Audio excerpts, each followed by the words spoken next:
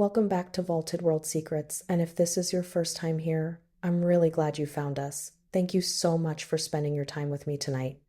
Before we get into it, the Westcar Papyrus, one of the oldest story collections in human history, records a priest who created a small wax crocodile and placed it in water, where it grew into a living beast and dragged a man to his death. This is presented not as legend, not as myth, but as a witnessed event documented before Pharaoh Khufu himself. My question for you tonight is this: do you believe that what was written in that papyrus was a story or a record? Drop your answer in the comments. I read every single one. Now, let's get into it. What I am about to tell you is not something I have spoken aloud to anyone, not to my department chair, not to the colleagues who were with me during those final days at the site. Not to the two graduate students who filed the routine incident report on my behalf when I was no longer able to do so myself. I am writing this down now because writing is the only way I know how to make something feel real. And because I need it to be real.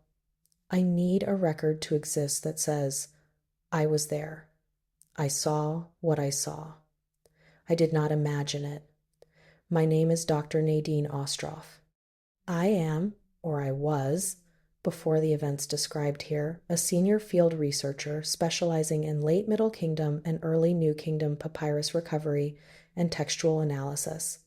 I have spent 22 years in and around the dry heat of Upper and Lower Egypt, cataloging, restoring, and interpreting documents that most of the world will never read, written by people whose names were deliberately erased from history. I say this not to establish my credentials, though I hope they speak for themselves. I say this because I want you to understand that I do not frighten easily. I have worked in tombs so dense with ammonia from bat colonies that I could barely breathe. I have spent nights alone in storerooms, surrounded by coffin wood and corroded bronze, and the particular silence that only very old things make. I have held the hand of a colleague who died in a site collapse in 1997, and I walked back into that same trench the following morning because the work required it. I am not someone who runs. I ran. The particular assignment that led to the events in this account began in the spring of 2019, when I was contracted by the Supreme Council of Antiquities to assist with a secondary analysis of materials recovered from a residential dig site approximately 14 kilometers southeast of the Faiyum oasis. The dig had been ongoing for nearly 3 years under the direction of a French team, and while the primary excavation had yielded the standard domestic assemblage, pottery shards, grain storage vessels, a collection of linen-wrapped personal objects, 2 infant burial sites consistent with the period, a sealed room in the northwest corner of the main structure, had produced something unusual: a chest. Cedar, bound in copper strips that had oxidized to a dense blue-green, sealed with a combination of wax and bitumen. Intact. Inside the chest were 4 papyrus scrolls, a collection of small figurines carved from a pale yellow material that the preliminary analysis identified as beeswax mixed with some kind of mineral filler, and a shallow bowl carved from limestone, the heavy, cream-colored, nummulitic limestone common to the Faiyum region. The bowl had a single channel carved along its interior rim, like a moat. The channel was stained dark. The staining, when analyzed, was identified as a complex organic compound that included red ochre, natron, and animal fat. The precise ratio matched the formulation recorded in a number of ritual texts as the medium used for the preparation of Heka objects. The word Heka, in its simplest translation, means magic. But that translation is inadequate.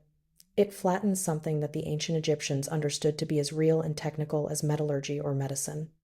Heka was the animating force of creation itself, the mechanism by which the gods shaped reality, and the mechanism by which trained human practitioners could manipulate reality within carefully defined limits.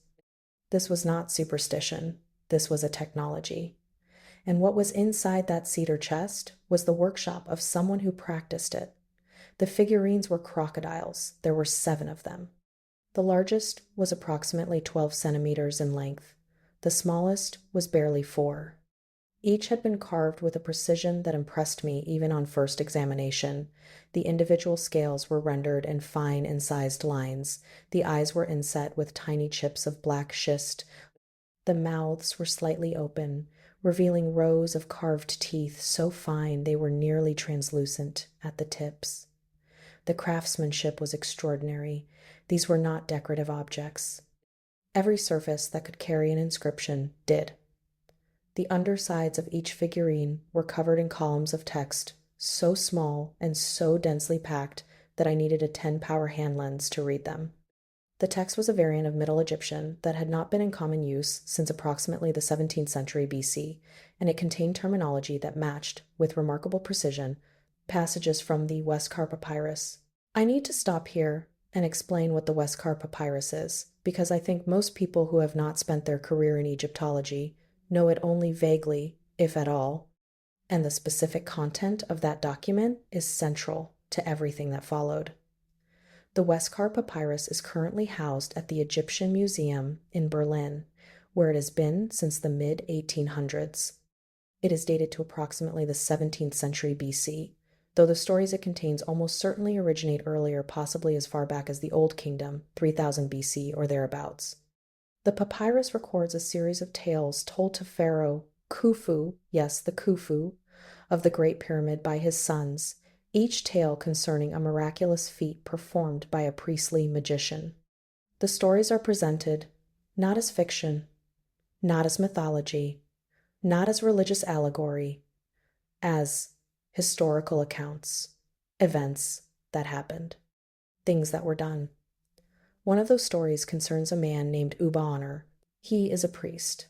The text describes him as a lector priest, which in the ancient Egyptian religious hierarchy meant specifically a man trained in the reading and performance of sacred texts, someone who had dedicated years to the memorization and physical enactment of ritual language.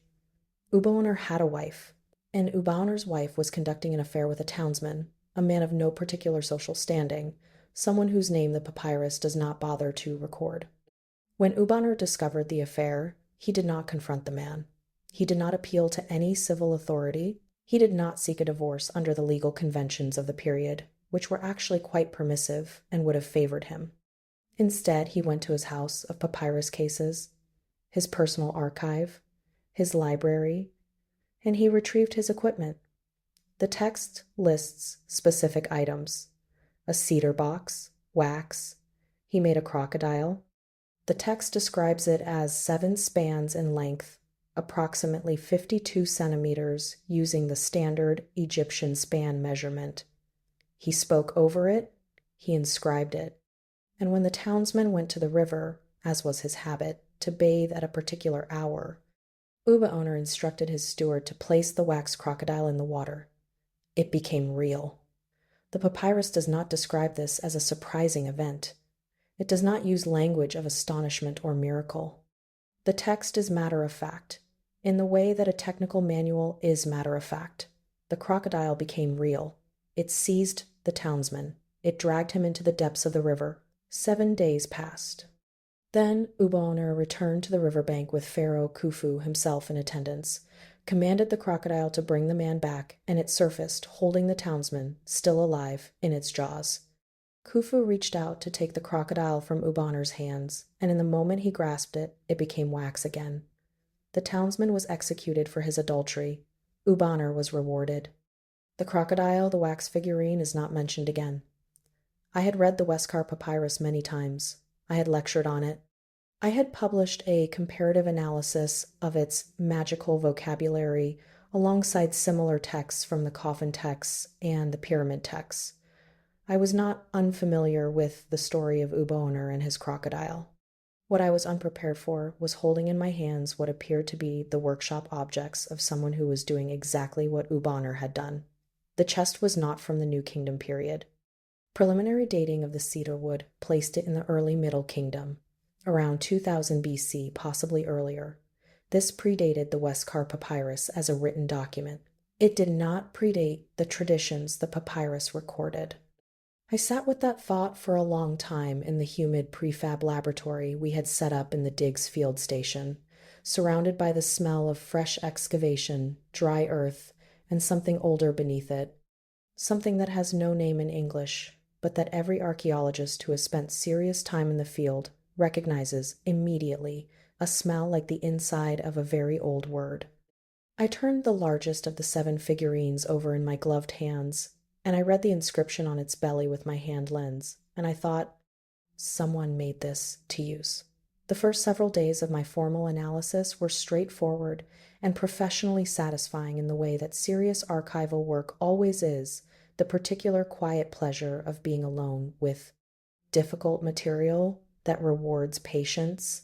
I had secured high-resolution photography of all 7 figurines and the bowl, using the portable macro lens rig we brought to the site specifically for small object documentation. I had begun a systematic transcription of the inscriptions, working through the Middle Egyptian with the help of 2 reference texts and my own long familiarity with the vocabulary. The lab was warm during the day and cooled quickly after sundown. I worked in long, uninterrupted stretches, losing track of the hour, the way you do when the material is genuinely compelling. I ate when I remembered to. I refilled my enamel mug constantly.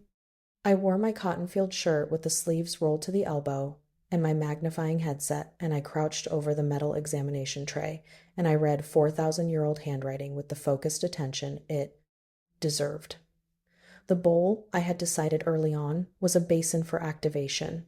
The carved channel along its interior rim was a moat, and the moat was designed to hold a specific quantity of water enough to create a contained, bounded body into which a figurine could be placed. The staining in the channel confirmed this. The organic compound residue was consistent with water that had been treated with ritual additives before use, prepared water, the way a pharmacist prepares a solution, rather than simply running a tap. The natron in the compound was particularly significant to me.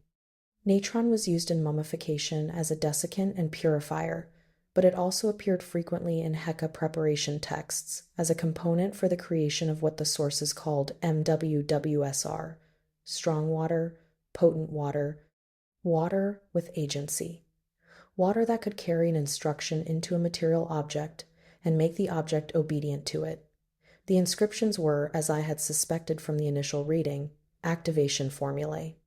Ritual language designed to transfer a property from one state of being to another. The key term repeated on 6 of the 7 figurines was a compound construction built around the root word keper, to become, to transform, to come into existence. The same root that gives us the dung beetle hieroglyph, the scarab, which the Egyptians used as their symbol for the rising sun, precisely because of this idea of perpetual transformation and becoming. Every morning the sun died, and every morning it was reborn, and the mechanism of that rebirth was Keper, the endless cycling of potential into being. To inscribe Keperef onto an object was to tell it that it was in the process of becoming. To add the qualifier messe ankh into a living crocodile was to specify the destination of that process. A complete formula was a complete instruction. An instruction with a beginning, a transformation, and an endpoint. Keperef ankh. It becomes living. It enters into life. On the 5th day of my analysis, I made a note in my field journal that the formulation on the 6th figurine, the largest of the 7, the one I had handled first, the one whose eye had seemed to catch the light differently from the others, was incomplete. The inscription ended mid-phrase, as if the person carving it had stopped. I noted this as a possible scribal error or a deliberate truncation for ritual reasons.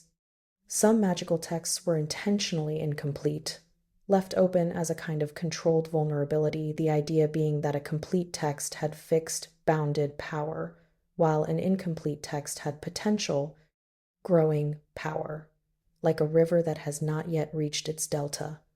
On the 6th day, I found the water. I want to be precise about what I mean by this, because when I read it back, it sounds melodramatic, and I am trying very hard not to be melodramatic.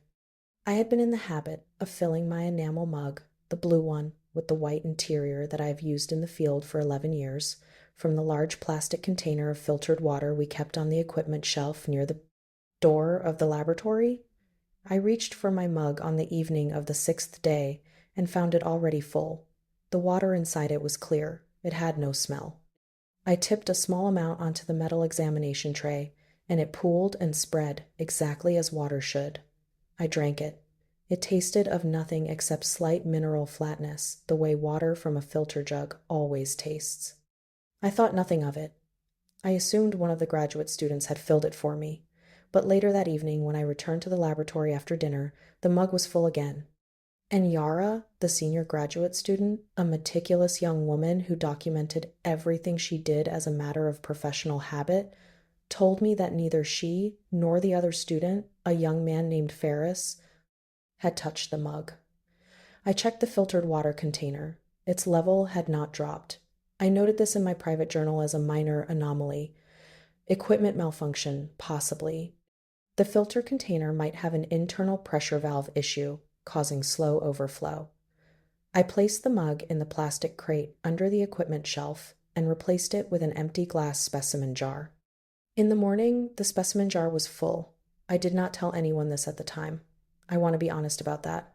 I did not tell anyone because I was aware that the rational explanations for this phenomenon were numerous, and the irrational explanation, the one that my subconscious was already quietly assembling from the fragments of everything I had read and handled over the preceding 6 days, was not something I was prepared to voice in a field station in the 21st century.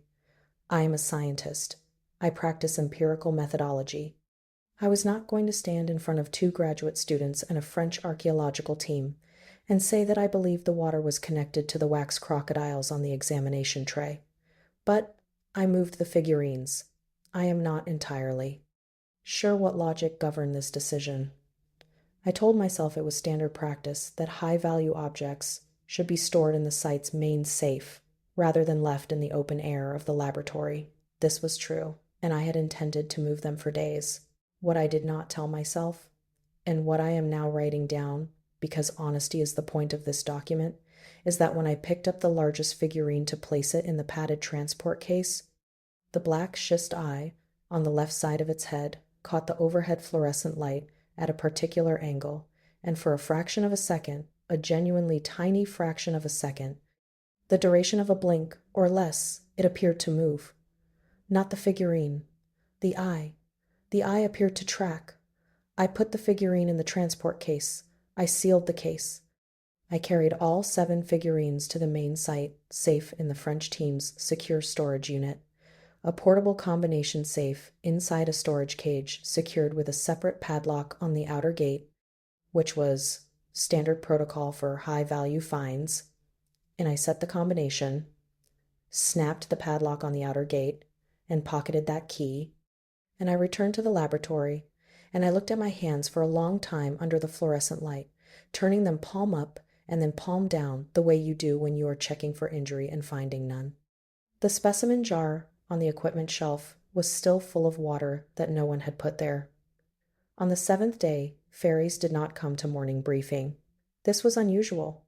Farius was punctual to the degree of mild obsession. He had once walked 11 minutes back to his sleeping quarters to retrieve his field notebook rather than borrow a page from someone else's. When he had not appeared by 8 a.m., I went to check on him.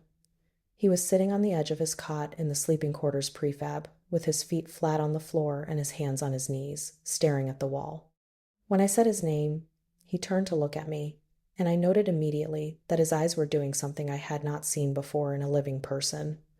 Both pupils were fully dilated, enormous, nearly eliminating the visible iris, despite the bright morning sun coming through the window above his cot. Not one pupil, both, symmetrically, in full daylight. I asked him if he was unwell. He said yes. I asked him what was wrong. He said he was wet. I looked at him. He was not visibly wet. His clothes were dry. I stepped closer, and I reached out and put my hand on his arm, on the fabric of his cotton shirt, to check. His sleeve was completely soaked through. I pulled my hand back, and it was wet. His clothes were dry to the eye and saturated to the touch, uniformly, as if he had been submerged, and the water was somehow contained within the fabric rather than on its surface. I called the French team's site medic. While we waited, I sat with Ferris and I asked him gentle, simple questions to assess his cognitive state. He was responsive, lucid, oriented in time and place. He knew my name. He knew the date, the 14th of April, 2019. He knew where he was. But he kept saying, in a low and entirely unfrightened voice that I found more disturbing than distress would have been, that he could hear something in the water. I asked him what water. He said all of it. He said it was very close. He said it had been there since last night, and that it moved in a way that water does not move, meaning it had direction. It was coming towards something. He could feel the direction of it. The medic found no physical abnormality except for the wet clothing, which he documented with evident confusion, and mild hypothermia, inconsistent with the ambient air temperature of 28 degrees Celsius. Ferris was evacuated to the nearest town for further evaluation. I watched the vehicle take him away across the flat scrub, and then I stood in the sun for a few minutes thinking about the incomplete inscription on the sixth figurine. Kepper fm Ankh. It becomes living. It enters into life. The phrase that had been left open, unfinished, its power still gathering. I went back to the secure storage unit, and I unlocked the safe. I needed to see the sixth figurine again. I needed to verify what I had read. If the inscription was incomplete, if the activation formula was truncated and not sealed, then it was theoretically possible, within the framework of the textual tradition I had spent 2 decades studying, that the process described in that formula was still in progress, that the object was still in the state of becoming, that whatever Ubaoner, or whoever had made these figurines, had set in motion, that it was not finished. I am aware of how this sounds.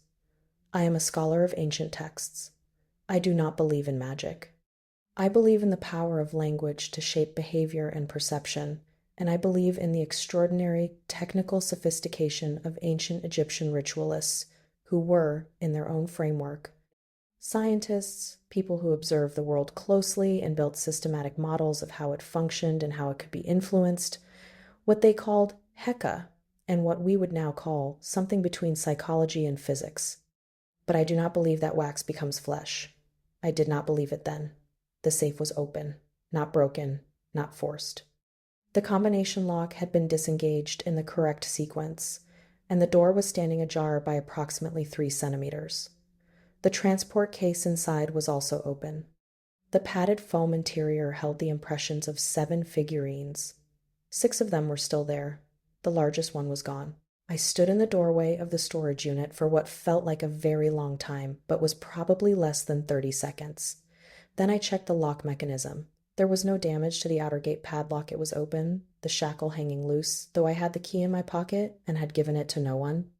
The combination safe inside had also been disengaged in the correct sequence, and the door was standing ajar by approximately 3 centimeters. The transport case inside was also open. The padded foam interior held the impressions of 7 figurines. 6 of them were still there. I checked the floor of the storage unit. Dry. I checked the floor of the area immediately outside the storage unit. There was a damp area on the packed earth, roughly crescent-shaped, approximately 40 centimeters at its widest point.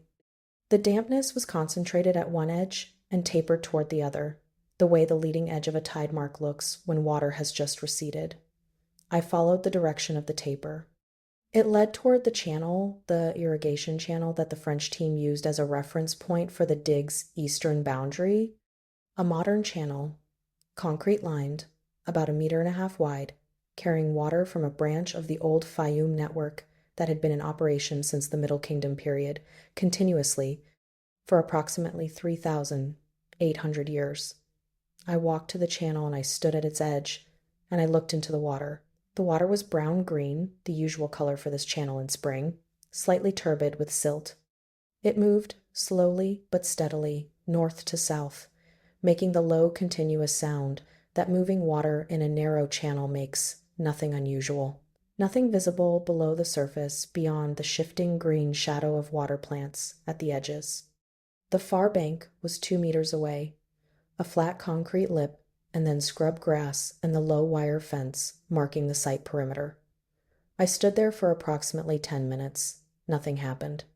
I began to feel the particular embarrassment that I think any rational scientist would feel when they find themselves standing at the edge of a canal in the Egyptian countryside looking for a missing wax crocodile at 9 in the morning.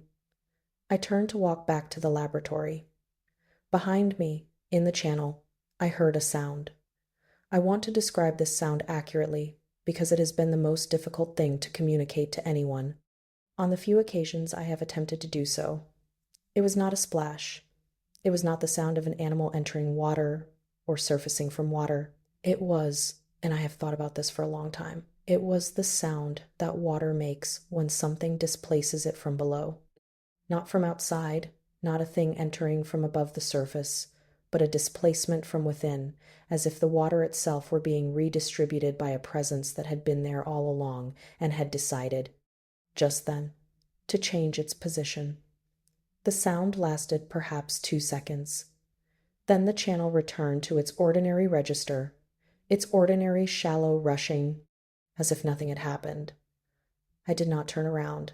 I stood facing away from the channel with my hand lens in my jacket pocket and my field notebook in my hand and my feet on the packed earth of the site. And I made the decision, in a very deliberate way, not to turn around. I had read the story of Ubaoner a great many times. I knew how it ended for the man who was in the water when the crocodile was there. I also knew, and this is the part of the Westcar Papyrus that most people do not discuss, the part that is easy to overlook when you focus on the spectacle of the transformation that the crocodile held the man for 7 days before surfacing. The man was not dead. He was held. He was kept in the water, alive, submerged, for 7 days, until his accuser came to retrieve him. Faris had been in the sleeping quarters since the previous evening. He said the water had been there since last night. He said it had direction. He said it was coming towards something. I walked back to the laboratory at a pace that I will describe as purposeful rather than hurried. I went directly to my workstation, and I opened my laptop, and I found the high-resolution photograph of the 6 figurines inscribed undersurface, and I enlarged it to the maximum resolution, and I read the incomplete phrase. Again. Kepler FM, and then a gap, a deliberate erasure. The wax surface scratched away in a way that was not accidental, and then the word ankh becomes living, with a hole in the middle. The section that specified what it was supposed to become. I found the same phrase on the Westcar Papyrus documentation in my reference archive. In the original text, the phrase is, Kepler FM messe ankh.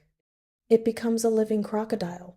The middle term, messe crocodile, had been removed from the 6th figurine, not omitted by error, removed. The wax surface had been smoothed over and re-incised with the same text, minus that one word. I sat with this for a long time. Here is what I think it means, and I want to be clear that what follows is interpretation, not fact, though I believe it strongly enough to include it in this document. Whoever made these figurines made 6 of them correctly, with the full activation formula. One of them, the largest, was made differently. The species term was removed, Kepler FM ankh. It becomes living. It enters into life, without specification, without limit. The creature that was supposed to grow into a crocodile had been given instead a formula that told it only to become alive. I do not know what that means, physically. I do not know what shape that instruction produces when it is enacted in water. I do not want to know. What I know is that when I walked to the channel that morning, there was a displacement in the water behind me that was not consistent with any aquatic creature native to the Faiyum basin. I know that the sound of it was large. I know that I did not turn around. The remainder of that day passed in a particular kind of suspended dread that I can only describe as the sensation of watching something move slowly toward you from a very long distance far. Enough away that you can convince yourself you have time, close enough that you cannot convince yourself it is not coming. I completed my transcription notes. I ate dinner in the main tent with the French team, who were discussing a structural anomaly in the Northwest Trench, something about a secondary wall they had not expected at that depth. I nodded at the appropriate moments. I drank 2 cups of bitter tea from the communal pot that someone always had going on the camp stove, the kind of tea that had been brewed too long and tasted more like the idea of tea than the thing itself. faintly tannic and dark. I went back to the laboratory and I sat for an hour with the 6 remaining figurines photographs spread across my workstation, and I tried to think clearly about what needed to happen next. What I was doing, I understood, was applying rational methodology to an irrational situation. I was treating the textual tradition as an operational manual because the textual tradition was what I had. If the Westcar Papyrus was right about the process of activation, if whatever had been set in motion with that modified formula had followed the same mechanism as Ubaoner's documented procedure, then the reversal should follow the same logic in reverse. The closing formula exists in the Westcar Papyrus because a practitioner understood that any transformation enacted by language could, in principle, be linguistically undone. The word that made it living could be addressed again, could be told, return, could be withdrawn back into the intention of the person who made it, or, and this was the part that kept snagging my thinking, as I sat at that workstation at 11 p.m. in an empty prefab laboratory in the Egyptian countryside, could be withdrawn back into the wax itself, if the wax still existed, if it had not been entirely consumed by whatever it had become in the channel. I did not know if the wax still existed. I did not know if a figurine that had been in that water for nearly 2 full days had anything material left to return to, or whether the activation had consumed the original object entirely in the process of becoming something else. The Westcar Papyrus is silent on this question. It records Ubaoner holding a wax crocodile and placing it in the water, and it becoming real, and then 7 days later it becomes wax again in the pharaoh's hand. Whether the crocodile during those 7 days was still, in some essential way, the wax figurine, or whether the wax was entirely gone and what remained was purely and completely alive in a way that had no material tether to what it had been before, the text does not clarify. That ambiguity had always seemed to me like a textual lacuna, a gap in the transmission. Sitting at that workstation, it seemed, for the first time, like a deliberate silence. Like something the scribe had known and chosen not to record. The Westcar Papyrus records that Ubaoner reversed the transformation by standing at the water's edge and speaking the closing formula. The text gives the formula in full, or rather, it gives enough of the formula that a scholar with sufficient background in the magical vocabulary of the period could reconstruct the complete text. I had that background. I had been building it for 22 years. The closing formula is, in essence, a withdrawal of the original activation, a sentence that does not say stop, but says return, a command that addresses the object by its original material, calling it back to what it was before the water changed it. The logic is elegant, actually. If the original formula was Keper F M Messe Enk H, it becomes a living crocodile. Then the closing formula addresses it as the wax it was. It calls the wax home. What I could not resolve, and what kept me awake on that last night going over and over the text, was a question the Westcar Papyrus implicitly answers but never states. Ubaoner's closing formula worked because the object was his name and authority were woven into the activation at the moment of inscription. The formula recognized him as its maker and obeyed. The 6th figurine bore no maker's name, no practitioner's mark, no hieroglyph of personal ownership. Whether a closing formula spoken by a stranger, by someone with no claim on the object, no thread of identity binding them to its creation, could compel a response from something that had never been addressed by any name at all. I did not know. I still do not know.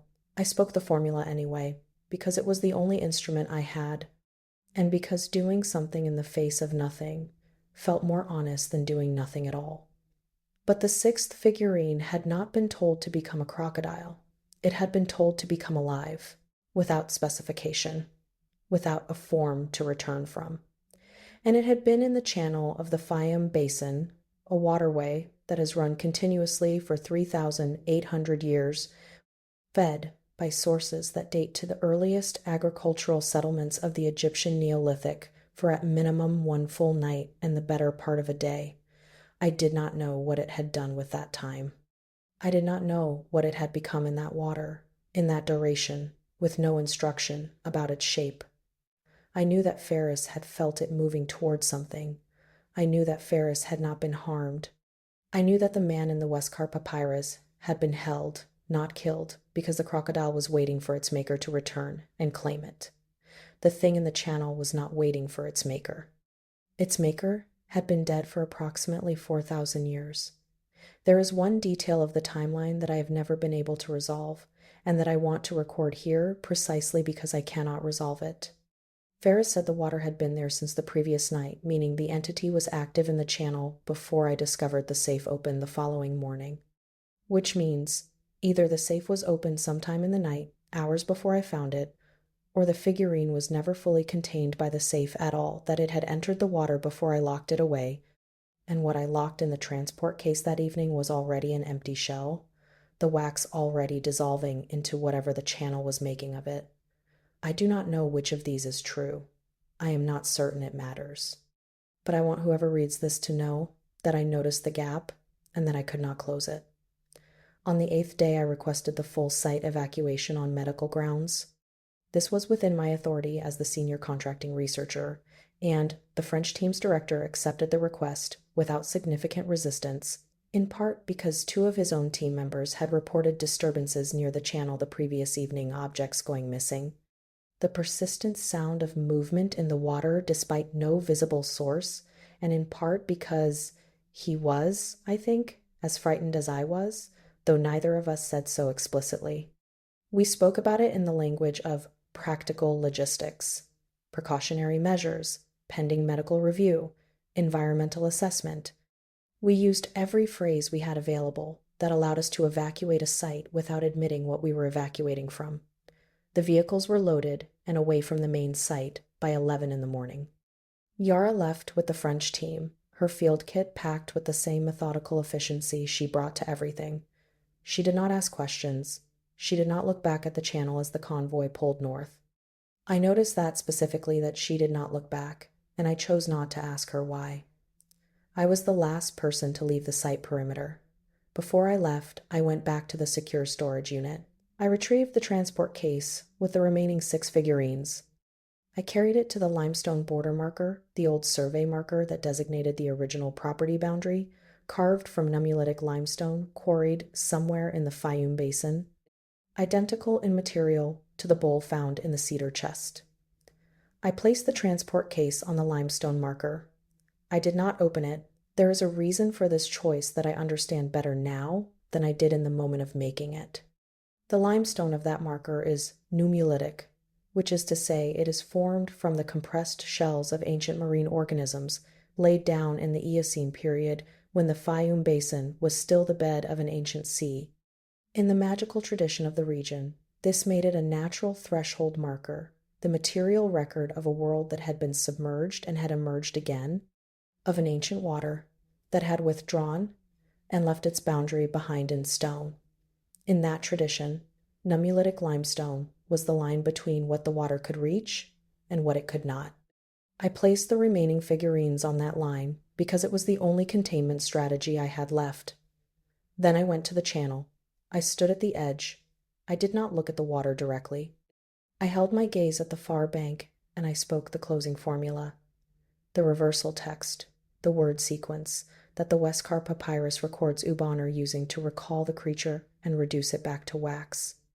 I had memorized it the previous night, lying in my cot in the sleeping quarters prefab, going over it again and again, with the methodical repetition I had used for 20 years to memorize complex ancient texts.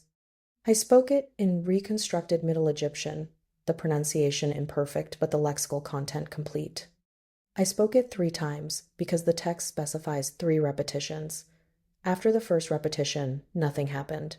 The channel ran north to south at its ordinary pace. The scrub grass on the far bank moved slightly in a breath of wind. After the second repetition, the water's sound changed for a moment, not louder, not quieter, but denser, as if the current had thickened and then returned to normal.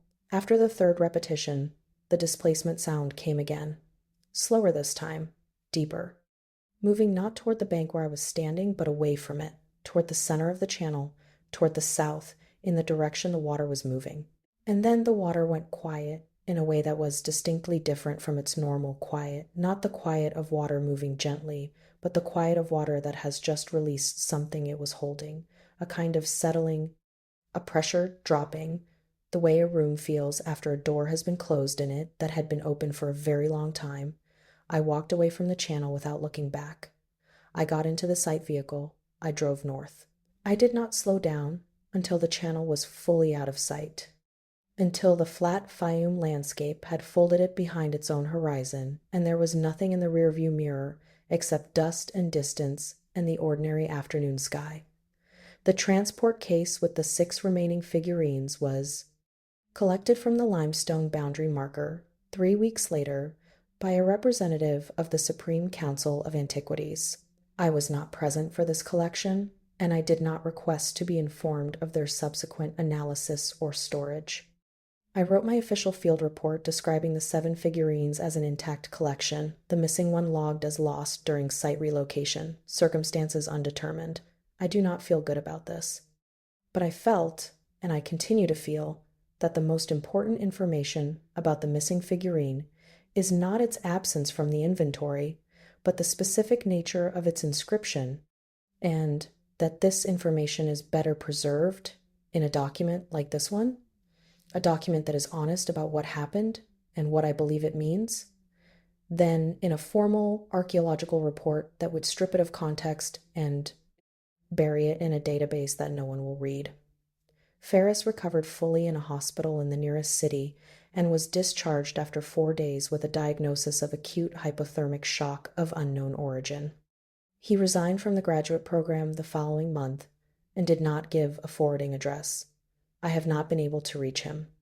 I do not know what he heard in the water on that last night, what direction it was moving in, whether the direction led toward him specifically or whether he simply happened to be the closest source of warmth, the closest living presence in the cold pre-dawn dark of a Faiyum night while something very old and very patient moved through the water of a channel it had been occupying in one form or another for an indeterminate number of years.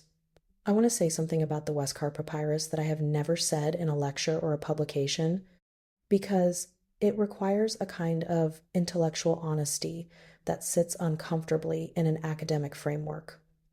The Westcar Papyrus has been studied for over 150 years.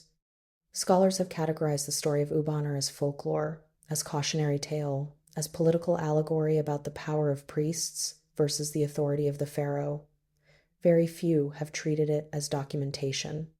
Very few have asked the question that I found myself unable to stop asking during those 8 days in the Faiyum, and that I find myself unable to stop asking now, 3 years later, at my desk in a building far from Egypt, with a piece of nummulitic limestone on my windowsill, and the closing formula memorized in a dead language I can recite in my sleep. What if the ancient Egyptians were not inventing when they wrote about Heka?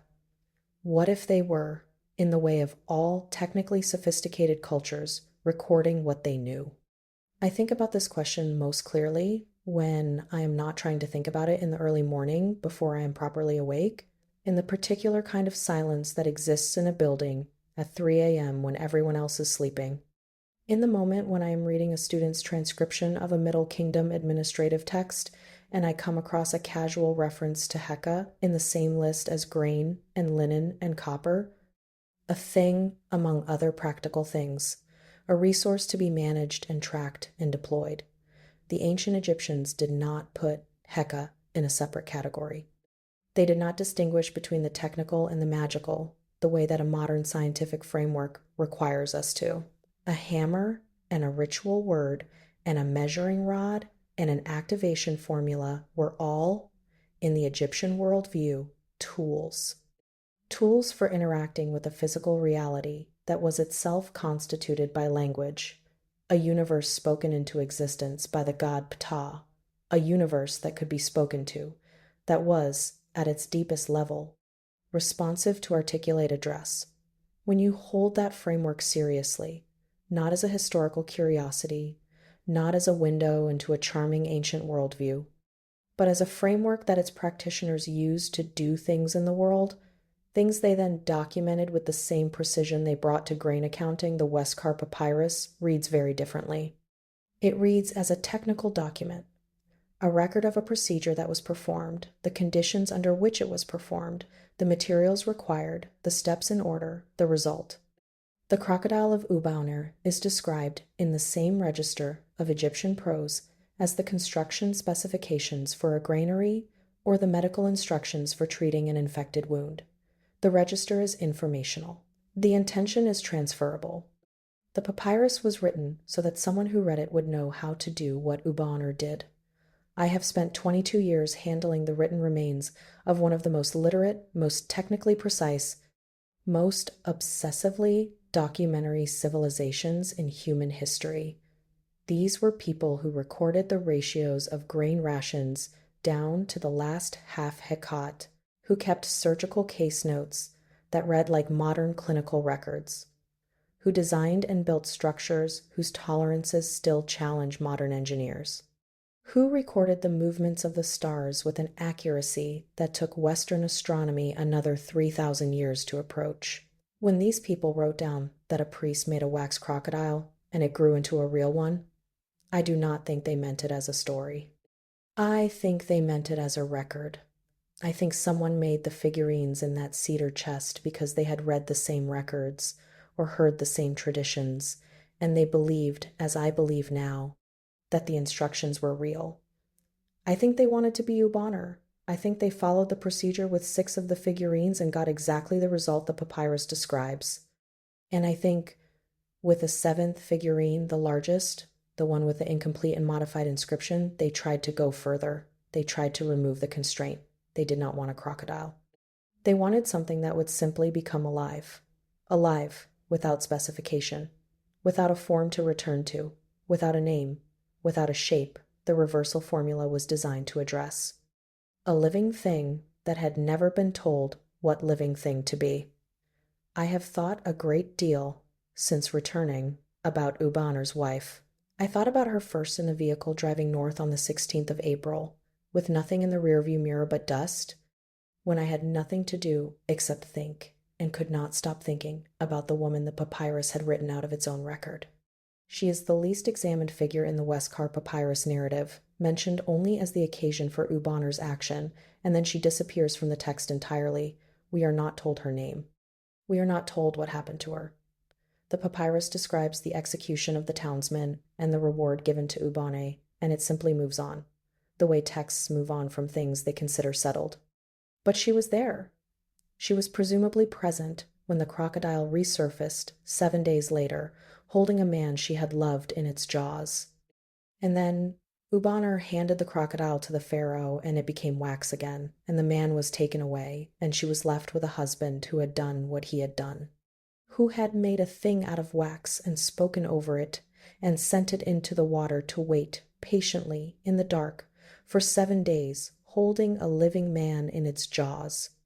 I think about what it would mean to know that the person you shared a house with had a cedar box in his archive that contained the tools for this, that the ordinary objects of his professional life were also the components of a working procedure for animating something lethal, that the formula he recited in his daily work contained within it this capability waiting to be directed. I think about whoever made the figurines in that cedar chest.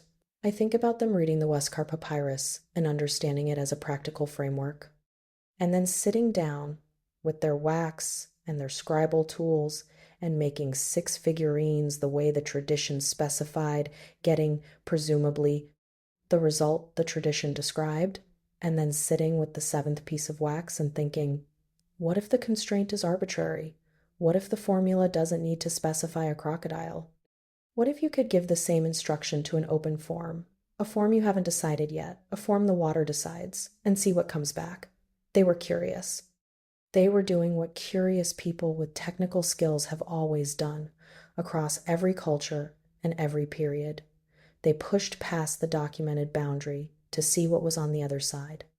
The difference is the scale of what they were experimenting with, and the fact that they apparently did not complete the experiment, did not speak the closing formula, did not call it back, left it in the water, in the channel, in the dark, becoming. I find myself thinking, more than I would like to, about what that would feel like from the inside, if it is the kind of thing that has an inside. To be told to become alive and to enter the water and to begin the process of becoming, and to have no model for what you are becoming, no template drawn from the natural world, no constraint on the shape that the process produces.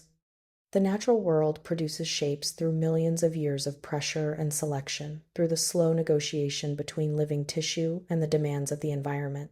An activation formula that says only become alive and enters a creature into the water of the Faiyum basin, which has been accumulating silt and sediment and the chemical residue of thousands of years of human occupation and agricultural activity. I do not know what that process would produce. I do not know how long it would take. I know that the channel runs south. I know that the Faiyum basin eventually connects through the network of ancient irrigation channels and the bed of Lake Karun and the long, slow drainage of the desert to the Nile itself. I know that the Nile runs to the sea. I do not know where it is now. I have not gone back to find out. I have the limestone on my windowsill, and I have the formula memorized, and I realize, been writing this document for the same reason that the ancient Egyptians recorded everything. Because a record that exists can be found by someone who needs it. Because the information should not die with me. Because if someone else is ever standing at the edge of a channel in the Faiyum basin, hearing a displacement sound in the water behind them, I want there to be a document somewhere that tells them what to do and what not to do, and what the limestone means, and why it matters that they do not look directly at the water. That is all I have. I hope it is enough. Dr. Nadine Ostroff, Field Researcher, Egyptian Material Culture and Textual Analysis, submitted to no institution, filed under no project number. Written on the 22nd of October, 2020. If you found this file in the archives, subscribe to ensure the next one is unsealed. Survival rule. If you are standing at the edge of a channel in the Faiyum basin, and the water behind you goes quiet, not the quiet of a current slowing, but the quiet of something that has been moving toward you for 4,000 years and has finally decided to stop, do not look back. Do not look at the water. Walk north. The limestone holds the line. Do not test whether it still does.